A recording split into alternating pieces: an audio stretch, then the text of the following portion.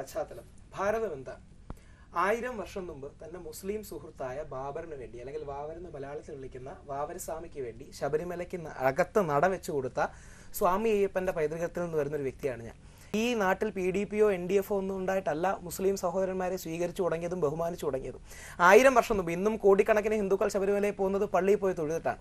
അതുകൊണ്ട് ഈ നാട് എന്നും സെക്കുലറും സൗഹാർദ്ദവും സ്വീകരിക്കുന്ന മനോഭാവം. ഇന്നത്തെ ഒരു അവസ്ഥയിൽ എല്ലാ നാട്ടിലും പ്രശ്നങ്ങളുണ്ട്. ഏത് നാട്ടിലാ പ്രശ്നങ്ങളില്ലാത്തത്? വ്യത്യസ്ത സമൂഹങ്ങൾ ജീവിക്കുമ്പോൾ ഇടയ്ക്ക് കശപശ ഉണ്ടാകുന്ന സ്വാഭാവികമാണ്. അത് പാർട്ടികൾക്കിടയിലില്ലേ? ഷിയാ സുന്നി വിഭാഗങ്ങൾക്കിടയിലില്ലേ? ഹിന്ദുക്കളുടെ ഇടയിൽ തന്നെ ഇല്ലേ? അപ്പൊ അതൊന്ന്. രണ്ട്, ലവ് ജിഹാദ് ഒരു സംഘടനയല്ല, സംഘടിതമായ ഒരു ആശയമാണ്. ഒന്ന്, സംഘടനകൾ ഇതിന്റെ പിന്നിലുണ്ടോ ഇല്ലയോ എന്ന് അന്വേഷിക്കേണ്ടതാണ്. രണ്ട്, ഇവർക്ക് വിദേശത്തു നിന്ന് ഫണ്ട് വരുന്നു എന്ന് DGP പറഞ്ഞത് കേരള സമൂഹം ഞെട്ടലോടെയാണ് കേട്ടത്. മൂന്ന്, ഇത് മുസ്ലിങ്ങൾക്കെതിരെയാണെന്ന് പറയുന്നത് അർത്ഥശൂന്യമാണ്.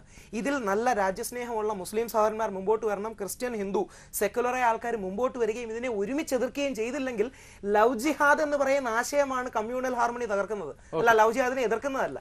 ഇതേ അല്ല ഇന്ത്യയിൽ ഞാൻ ഓംകാരത്തിന്റെ നാട്ടിൽ നിന്ന് എന്ന് പറഞ്ഞ റസൂൽ പൂക്കുട്ടി മുസ്ലിം അല്ലേ? ഇന്ത്യ കണ്ട ഏറ്റവും ബഹുമാനായ പ്രസിഡന്റ് ആരാണ്? APJ അബ്ദുൽ കലാം അല്ലേ? അദ്ദേഹം മുസ്ലിം അല്ലേ? ഈ മതം മാറുന്ന അത്ര വീക്കാണോ എന്ന് ചോദിച്ചു. മഹാത്മാഗാന്ധിയുടെ മോനെ കാശ് കൊടുത്ത് മുസ്ലിം ആക്കിയതാണ്, മറക്കരുത്. മഹാത്മാഗാന്ധിയുടെ മൂത്ത പുത്രനായ ഹരിലാൽ ഗാന്ധിയെ അന്നത്തെ എല്ലാവരും ഒന്നുമല്ല, അതാ ഞാൻ പറഞ്ഞത്, ഞാൻ ബാബുസ്വാമിയെ തൊഴിട്ട് നിന്നാണ്. എല്ലാ മുസ്ലിങ്ങൾക്കും എതിരെയാണെന്ന് ഇത് പറയുന്നത് ഒന്ന് കമ്മ്യൂണിസ്റ്റ് പാർട്ടി ന്യൂനപക്ഷ വോട്ടുകൾ ഇട്ടിട്ട്. ഞങ്ങൾക്ക് എല്ലാവരും വിശ്വാസമൊന്നുമില്ല. അച്ചുവാൻ സാറിനെ പോലെ ഇപ്പോഴും സെക്യുലറും നിഷ്പക്ഷവും നിൽക്കുന്ന ഒരുപാട് പേരുണ്ട്. അതുകൊണ്ട് ഈ ന്യൂനപക്ഷ വോട്ടുകളുടെ അല്ല, എനിക്ക് പൊളിറ്റിക്സ് അല്ല, അവർക്ക് കാണും.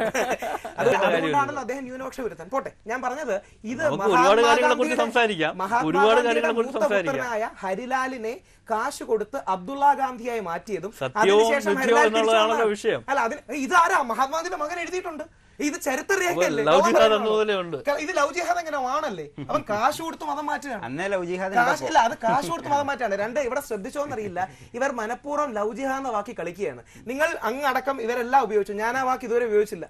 ഞാൻ ലവ് ജിഹാദ് എന്ന വാക്ക് ഉപയോഗിച്ചില്ല. ആദ്യം ഉപയോഗിക്കുന്നില്ല. ഒരു സെക്കൻഡ്, NSS പോലും ഉത്തരവാദിത്തപ്പെട്ട സംഘടന ഉപയോഗിച്ചിട്ടില്ല. NSSകാർ ലവ് ജിഹാദിനെതിരെ അല്ല പറഞ്ഞത്. ഇതേപോലെ പ്രണയം നടിച്ച് തീവ്രവാദം നടക്കുന്നുണ്ടെങ്കിൽ അന്വേഷിക്കണം, അതല്ലേ പറഞ്ഞുള്ളൂ.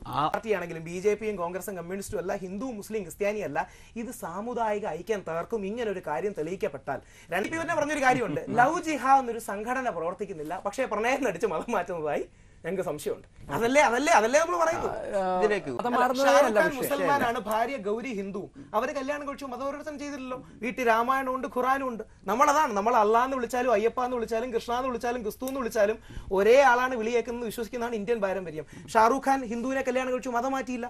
സൽമാൻ ഖാന്റെ അച്ഛനും അമ്മയും, അമ്മ ഹിന്ദുവാണ്, അച്ഛൻ മുസ്ലിമാണ്. അപ്പൊ ഇതൊന്നും അല്ല അവിടെ പ്രശ്നം. മതം മാറുന്നതിനെ ആരും എതിർന്നില്ല. പക്ഷേ KT ശങ്കരൻ പറഞ്ഞതുപോലെ മതസ്വാതന്ത്ര്യം എന്ന് പറഞ്ഞാൽ മറ്റൊരു മതവിഭാഗത്തിന്റെ മേൽ കടന്നു കയറാനുള്ള സ്വാതന്ത്ര്യമാണെന്ന് ധരിക്കരുതെന്ന് മാത്രമേ കൂടെ. ഇപ്പൊ അദ്ദേഹത്തിന്റെ ഈ മുസ്ലിം, എനിക്കറിയാം ഒരു നോർമൽ മുസ്ലിം വളരെ വേദനിക്കുന്നുണ്ട്. അതായത് സാധാരണ ഏത് സമുദായത്തിലും സ്നേഹിക്കുന്ന മുസ്ലിം ഇതിൽ വേദനിക്കുന്നുണ്ട്. അവരോട് ഈ ചർച്ചകളിൽ ദുഃഖം ഉണ്ടായാൽ അവരോട് ക്ഷമ ചോദിച്ചുകൊണ്ട് തന്നെ ഒരു കാര്യം മാത്രമേ പറയാനുള്ളൂ. എനിക്ക് ഈ മറ്റേ തസ്ലീമ നസ്രീനെ പുറത്താക്കണമെന്ന് ചോദ്യം വന്നപ്പോൾ ഞാൻ ഇതുപോലെ 1-2 ചാനലിൽ പോയി. അവരോട് ഞാൻ പറഞ്ഞു, തസ്ലീം നസ്രീനെ പുറത്താക്കണം. എൻ്റെ നാട്ടിലെ മുസ്ലിം സഹോദരന്മാരെ വിഷമിപ്പിച്ചുകൊണ്ട് ഒരു തസ്ലീമ ഇവിടെ നിൽക്കേണ്ട. അപ്പം ചാനലിലെ ആൾ ചോദിച്ചു, തസ്ലീമ ബംഗ്ലാദേശി ഹിന്ദുക്കൾക്ക് വേണ്ടി ഒരുപാട് കാര്യം ചെയ്തിട്ടുണ്ടല്ലോ. ഞാൻ പറഞ്ഞു, ഒരു ബംഗ്ലാദേശി ഹിന്ദുവിനേക്കാൾ പ്രധാനം എനിക്കൊരു ഇന്ത്യൻ മുസ്ലിമാണ്. ബംഗ്ലാദേശിലെ ഹിന്ദു എന്ത് പറ്റിയാൽ എനിക്കെന്താ? പക്ഷേ ഒരു ഇന്ത്യൻ മുസ്ലിം എന്ന് പറഞ്ഞാൽ എൻ്റെ സ്വത്താണ്, എൻ്റെ സത്വത്തിന്റെ ഭാഗമാണ്. പക്ഷെ തിരിച്ചും അങ്ങനെ ആയിരിക്കണം. ഒരുപാട് പേർക്ക് അങ്ങനെ അല്ല, തിരിച്ചങ്ങനെ ചിലർക്കെങ്കിലും അല്ല എന്നുള്ള റിയാലിറ്റിയാണ്. നമ്മൾ കണ്ണടച്ചിട്ട് കാര്യമുണ്ടോ? അതേക്കുറിച്ച് നിഷ്പക്ഷമായ അന്വേഷണം നടക്കട്ടെ. ഞങ്ങൾ എല്ലാ ചില ആൾക്കാർ ഉപയോഗിച്ചേക്കാം. ഉദാഹരണം ഞാൻ പറയാം, ബാബറി മസ്ജിദ് അല്ലെങ്കിൽ തർക്കമന്ദിരം തകർത്തപ്പെട്ടപ്പോൾ ഒരുപാട് പേരതിനെ വൈകാരികമായി യൂസ് ചെയ്ത് തീവ്രവാദം വളർത്തി മുസ്ലിം വോട്ട് കേടാൻ ശ്രമിച്ചു. ഞാൻ അടക്കമുള്ളവരോ അല്ലെങ്കിൽ NSലെ ആൾക്കാരോ ഹിന്ദു പാർലമെന്റ് ചർച്ച ചെയ്തു, ഞങ്ങൾ ലവ് ജിഹാദ് എന്ന വാക്ക് ഒഴിവാക്കി.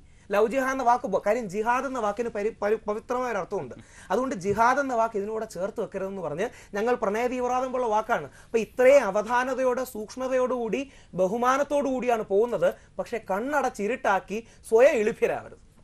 രാഹുൽ വളരെ ഇതിൽ ഒരു മുസ്ലിം സഹോദരനെങ്കിലും യഥാർത്ഥത്തിൽ രാജ്യസ്നേഹിയായ ധർമ്മബോധമുള്ള എന്നാൽ ബാക്കി മതങ്ങളെ ബഹുമാനിക്കുന്ന ഒരാൾക്കെങ്കിലും വേദനയുണ്ടെങ്കിൽ ക്ഷമ ചോദിച്ചുകൊണ്ട് തന്നെ നല്ല രാജ്യസ്നേഹമുള്ള മുസ്ലിം സഹോദരന്മാർ ഫ്രണ്ടിലോട്ട് വരണം. കണ്ണടച്ചിരുട്ടാക്കിയിട്ട് കാര്യമില്ല. ഇങ്ങനെ ചില കേസെങ്കിലും റിപ്പോർട്ട് ചെയ്യുന്ന ഒരു വസ്തുതയാണ്. ഒരു കാര്യം കൂടെ, കേരള ഹൈക്കോടതി, കർണാടക ഹൈക്കോടതി ഇവരെല്ലാം ഹൈന്ദവതയ്ക്ക് വേണ്ടി നിൽക്കുന്നു എന്ന് പറഞ്ഞാൽ ആരും വിശ്വസിക്കാൻ പോകുന്നില്ല. അതുകൊണ്ട് ഇത് നിഷ്പക്ഷമായ ഹിന്ദുവിന്റെയോ മുസ്ലിമിന്റെയോ അല്ല, ഹിന്ദുസ്ഥാനിയുടെ ഇന്ത്യയുടെ പ്രശ്നമാണ്. അത് സെക്യുലറായ നാഷണലിസ്റ്റിക്കായ എല്ലാവരും വരികയും വോട്ട് ബാങ്കിനെ പേടി ചെതിർക്കാതിരിക്കുകയും ചെയ്യുന്ന രാഷ്ട്രീയ കക്ഷികളും വരികയും നമുക്ക് ഹിന്ദു, മുസ്ലിം, ക്രിസ്ത്യൻ, കോൺഗ്രസ്, BJP, കമ്മ്യൂണിസ്റ്റുകാർ ഒരുമിച്ച് ഇത്തരത്തിലുള്ള ഒരു പ്രവണത കണ്ടെത്തിയാൽ ശക്തമായി എതിർക്കുകയും വേണം. ഓക്കെ.